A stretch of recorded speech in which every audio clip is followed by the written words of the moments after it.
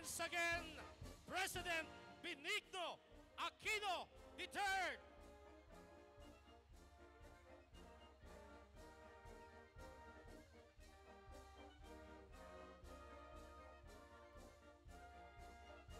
Na ito para sa atin ng Lukban. Welcome remarks.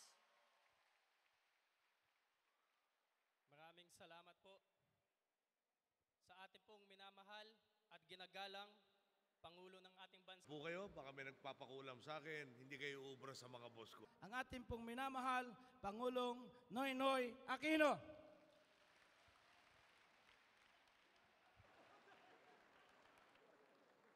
Ay, mabuo tayo. Nakita tayo, mabuo tayo.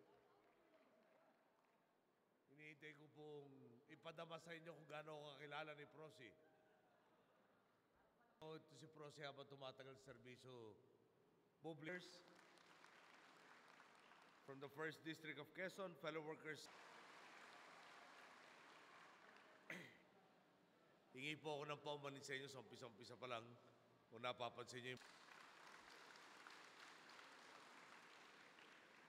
mga nagbubulag-bulagan lang po ang hindi nakakakita sa positibong Sa totoo lang po, sinasabihan ako ni Secretary O na baka pwede magpahinga kayong konti. Sabi ko, sige, mga after election sa mga May 16. No?